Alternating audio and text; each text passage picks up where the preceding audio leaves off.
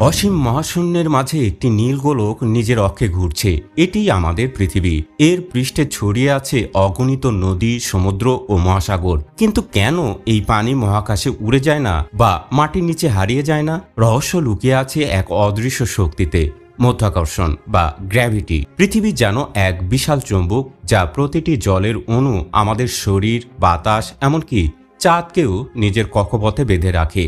পৃথিবীর যে কোনো প্রান্তে দাঁড়ালে নিচে, মানে পৃথিবীর কেন্দ্রের দিকে, পানির প্রতিটি ফোঁটা এই মাধ্যাকর্ষণের কারণে পৃষ্ঠে লেগে থাকে। আর নিচে হারিয়ে যাওয়া পৃথিবীর ভূত্বক, ম্যান্টল এবং গলিত কেন্দ্র একটি প্রাকৃতিক দেওয়াল তৈরি করে, যা পানিকে গভীরে যেতেও বাধা দেয়।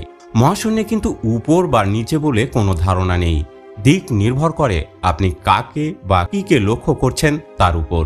পৃথিবীর ক্ষেত্রেও নিচ মানে হলো এর কেন্দ্রের দিক। যদি মাধ্যাকর্ষণ না থাকতো, সমুদ্রের ঢেউ মুহূর্তেই মহাকাশে মিলিয়ে যেত আর আমরা শূন্যে ভাসতাম, ঠিক যেমন মহাকাশচারীরা মহাকাশ স্টেশনে ভাসেন। পৃথিবীর ভর কমে গেলে পানি ধীরে ধীরে মহাকাশে পালিয়ে যেত, রেখে যেত এক নিষ্প্রাণ গ্রহ।